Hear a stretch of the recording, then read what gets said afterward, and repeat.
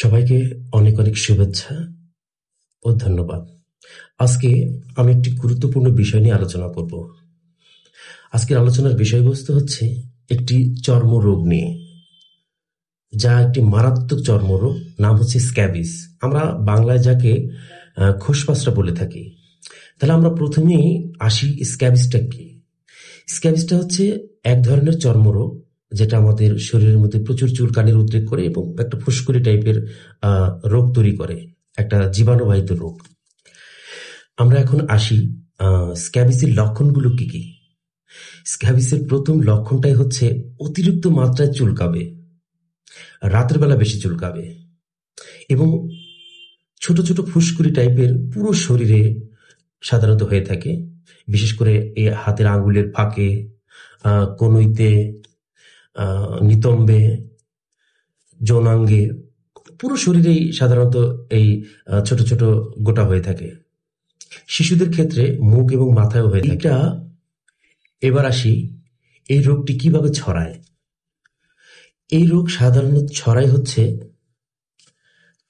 কারো সাথে সংস্পর্শে আসার কারণে। অর্থাৎ কারো হয়েছে, তার সাথে আমি যদি তার সংস্পর্শে যাই, লাইক তার সাথে যদি আমি হ্যান্ডশেক করি, কুলাকুলি করি, তার ব্যবহৃত জামা কাপড়, তাওয়েল, গামছা, লুঙ্গি, শার্ট, গেঞ্জি, হোয়াটএভার যে কোনো ড্রেসই আমি যদি ব্যবহার করি, তাহলে সেখান থেকে আমার এটা ছড়াবে। এবং তার সাথে একসাথে ঘুমানো, একসাথে বসে আড্ডা দেওয়া, সেখান থেকে আমাদের সাধারণত এই রোগ হয়ে থাকে। এবার আসি প্রতিকার বা চিকিৎসা। রোগ শনাক্ত হলেই তাদেরকে ডক্টরের পরামর্শ নিতে হবে। পরিবারের সকলেই ডক্টরের সাথে কাউন্সিলিং করতে হবে।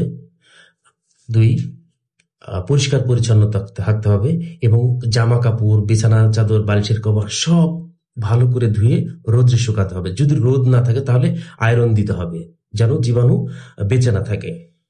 এবার আসি আমাদের প্রতিকার কিভাবে করতে হবে, অর্থাৎ এই রোগটা যেন আমাদের না হয়, এর জন্য আমাদের কি করণীয়। 1 নম্বর হচ্ছে পরিষ্কার পরিচ্ছন্ন থাকতে হবে। আপনার ঘর, বাড়ি সব পরিষ্কার রাখতে হবে। জামা কাপড় পরিষ্কার রাখতে হবে, নখ ছোট রাখতে হবে এবং যার এই রোগটা হয়েছে তার সংস্পর্শে যাওয়া যাবে না এবং তার ব্যবহৃত কোনো জিনিস ব্যবহার করা যাবে না। সবাইকে অনেক অনেক ধন্যবাদ আমার কথাগুলো শোনার জন্য।